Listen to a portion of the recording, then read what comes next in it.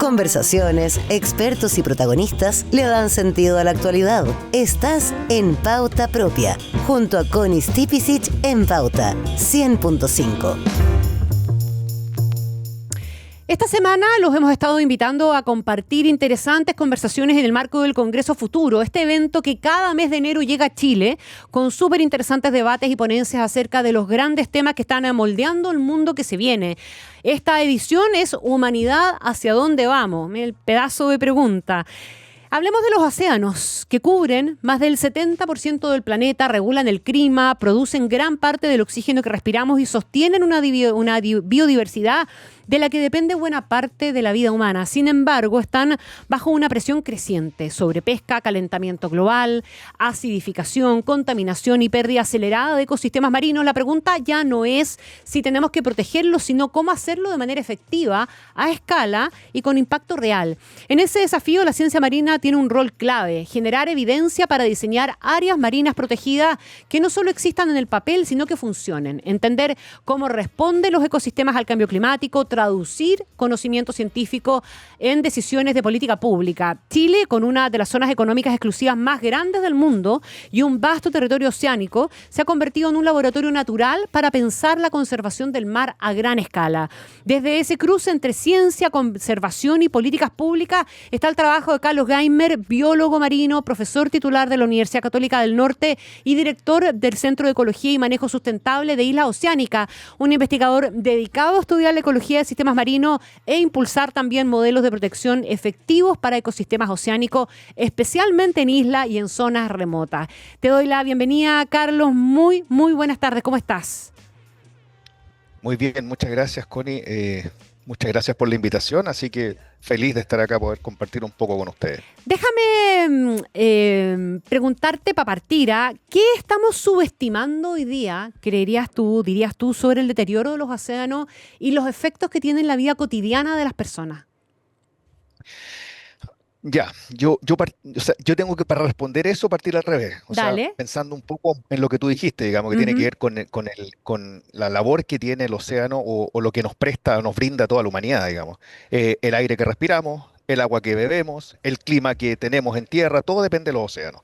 Por lo tanto, cuando uno piensa en que cualquier tipo de impacto que le genera a los océanos puede afectar alguno de los procesos que permite la vida en la Tierra, estamos diciendo que es algo vital. Y lamentablemente la mayor parte de la gente no tiene idea de esto.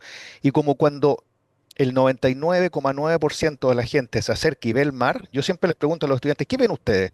Bueno, veo una superficie azul, pero no tengo idea de qué hay bajo esa superficie azul. Si tú ves o estás en el sur, por ejemplo, y de repente llega una máquina y tala un bosque nativo, y la gente ve destruirse ese bosque, oye, lo ve y queda pero aterrado, ¿cierto? Claro. Pero ese tipo de cosas está ocurriendo bajo el mar y nadie lo ve. Nadie lo ve, Ojos excepto que no los que ven, corazón que no investigamos bajo. siente, pues. Exacto, Tal cual. exacto. Entonces, lo primero es cuando podemos hacer llegar esto a la gente y que se dé cuenta de los impactos que están ocurriendo bajo el mar, y los impactos son enormes. O sea, estamos hablando de que, no sé, hay actividades mineras que depositan los relaves en el fondo marino. Tú dices, pero ¿cómo puede ser? Destruyendo todo el fondo. O técnicas como la pesca de arrastre, que es efectivamente una tala rasa de un bosque, pero en el fondo del mar. ¿Alguien ve eso? No. Pero después, ciertos productos, ¿cierto? Tú lo puedes comprar para consumir, pero vienen producto de una tala rasa del fondo marino. Y cuando hablo de tala rasa, estamos hablando de corales que a veces tienen 1000, 2000 años. Y en una pasada tú los cortaste. Entonces, ese tipo de cosas nadie se entera, a menos que, ya sea que hagas investigación o estés, afortunadamente ahora tenemos plataformas más para informarnos de lo que hay bajo el mar, digamos, que eso es interesantísimo. O sea, a la pregunta de si estamos subestimando, sí, estamos subestimando. Absolutamente. Ya, ¿y dónde está la responsabilidad de esa subestimación? Porque tú difícilmente defiendes lo que no conoces. Hay un problema ahí también en la comunicación de parte de los científicos, de la política pública. ¿Dónde está la falla ahí? Ya, mira, me tengo que hacer cargo, obviamente, de lo que hacemos los científicos. En general, a los científicos, eso es súper interesante, no se nos forma para comunicar esto. Es una cuestión increíble, es una paradoja, digamos. Pero fíjate que en Chile hay un solo programa en biología y ecología aplicada, que los damos nosotros en la Universidad Católica del Norte con la Universidad de La Serena, es un programa consorciado. Todo el resto de los programas son ecología dura, pura, o de biología dura, pura, que finalmente es súper interesante, genera un montón de conocimiento, pero no hay un traspaso efectivo o no te enseñan a cómo traspasar eso a la comunidad o a la toma de decisiones en las políticas públicas, ¿cierto? Eso son el tipo de cosas que donde uno dice, bueno, ahí estamos fallando primero, como en la formación de los científicos, por Claro. supuesto, para esto, y dos, por supuesto, en la interfaz entre la generación de la ciencia y la toma de decisiones. Y ahí se requiere, para algo a lo que no estamos preparados, ¿cierto? No nos preparan profesionalmente como científicos, poder comunicar con esos tomadores de decisiones Mm. estos conocimientos, ¿cierto? Pero eso significa también aprender a cómo hacerlo, porque aquí no sacas nada con llegar, oye, sí, hay un estudio súper bueno, llego con un paper, se lo paso a un parlamentario, por ejemplo.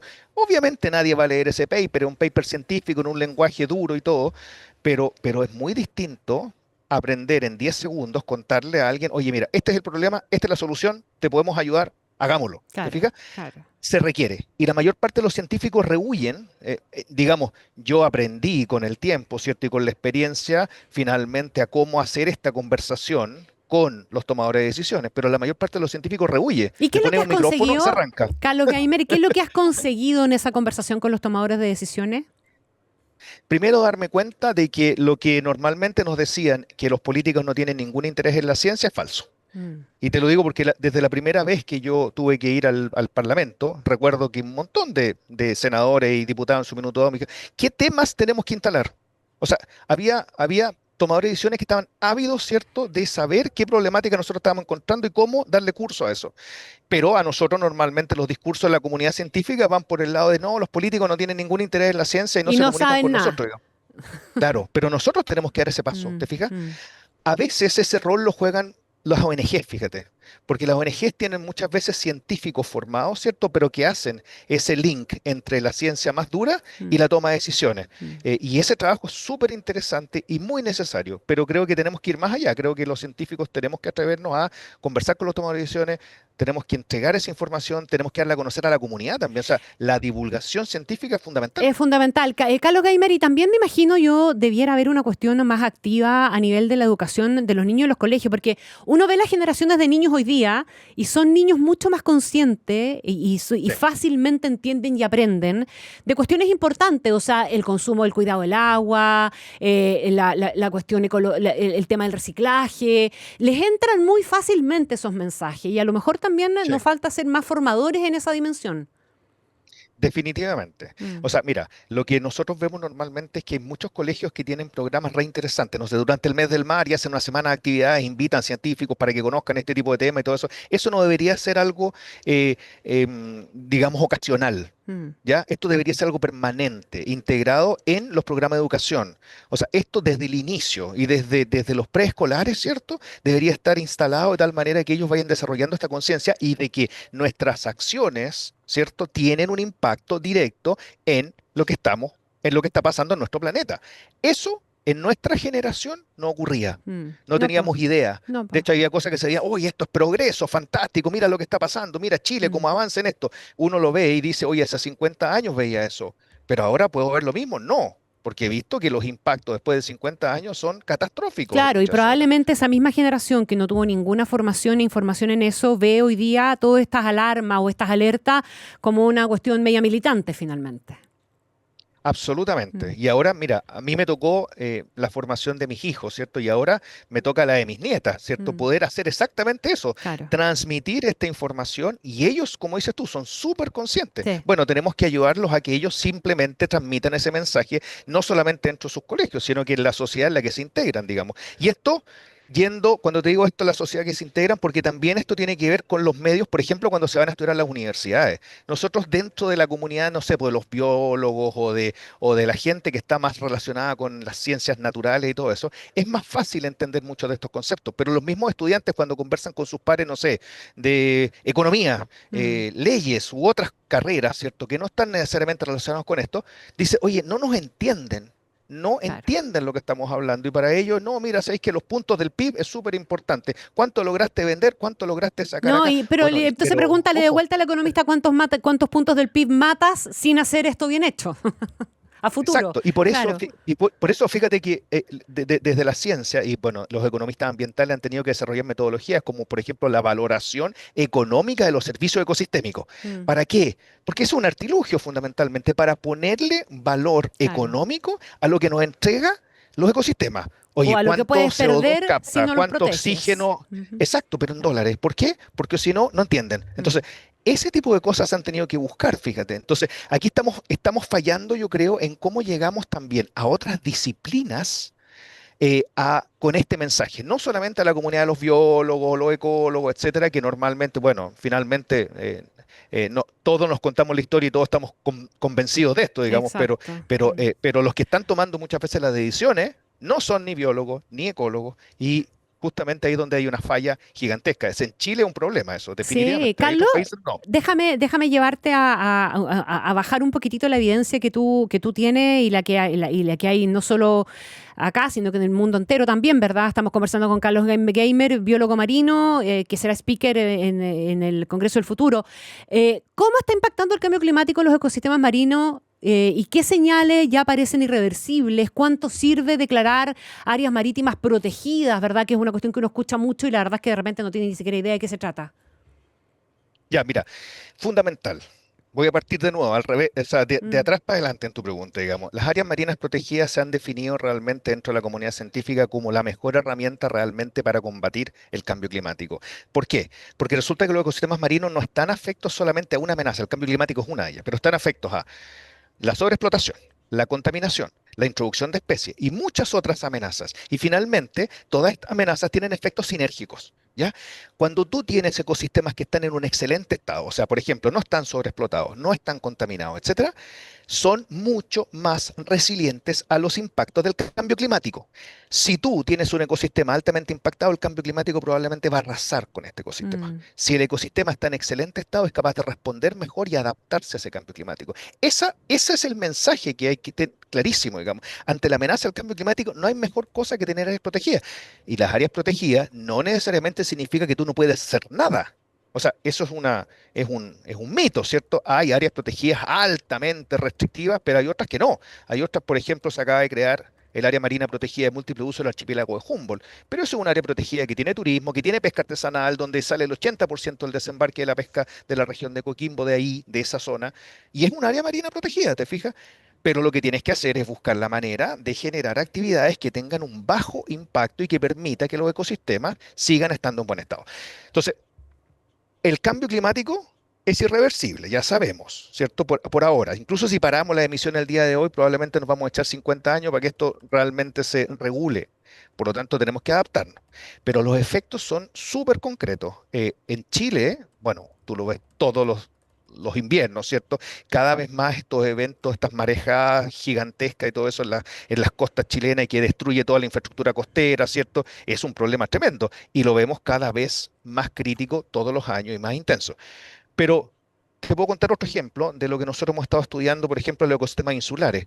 En Rapa Nui, por ejemplo. Rapa Nui todos los modelos que hemos corrido para la zona muestran que en los próximos 12 años ya hay un aumento del nivel del mar altísimo, gigantesco, Ujú. y que va a significar pérdidas de territorio en las zonas costeras, pero que va a significar también destrucción de la infraestructura costera, pero además del patrimonio cultural. Estamos Ah, hablando de las uf. plataformas, los ajus, ¿cierto? Con los moai y todo eso, que ya muchos de ellos están sufriendo los embates del cambio climático por las marejadas extremas. Hemos visto del 2016 en adelante un aumento, pero explosivo, de las actividades y de las marejadas extremas, que significan, uno, afecta a toda la zona costera, pero además significa que se detiene toda la actividad pesquera, toda la actividad turística, ¿cierto? Y por lo tanto tiene un impacto directo en la economía local también, ¿te fijas? Además, tenemos un aumento de la temperatura que es sostenido y que va a seguir así, y eso significa, entre otras cosas, muerte, por ejemplo, de los arrecifes de coral por blanqueamiento al aumento de la temperatura. Mm. Eso también son otras cosas que estamos evidenciando.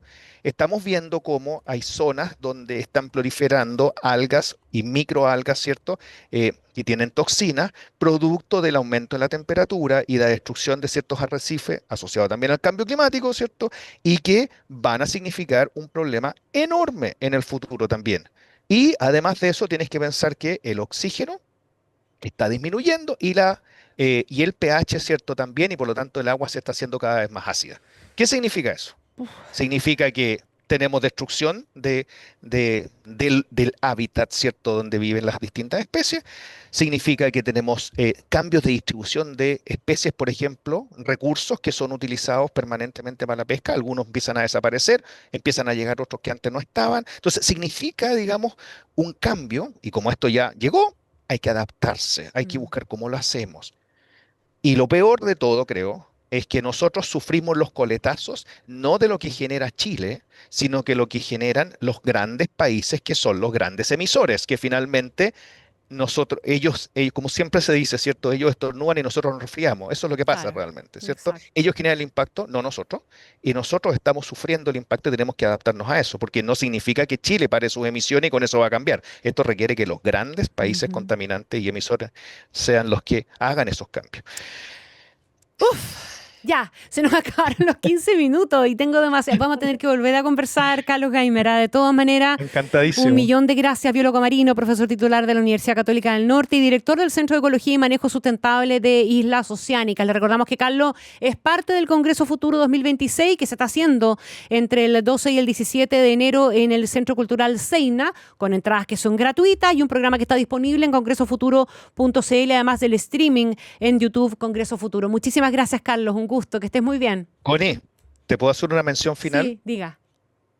Mira, el día viernes además tenemos un panel donde vamos a estar con el canciller y el vicepresidente del Senado, fundamentalmente para hablar sobre el tema del tratado de BBNJ, el tratado de alta mar, que es finalmente el futuro de los océanos. Es la Tal mitad cual. de la superficie del planeta y eso vamos a tener un conversatorio, así que sería súper bueno a la gente que está interesada en ver el futuro del océano y el planeta. Ese día vamos a estar discutiendo a la una sobre eso. Buenísimo, lo veremos. Yo voy a estar allá el viernes Ya, Connie. también. Un abrazo. Chao, que estés Ok, bien. chao.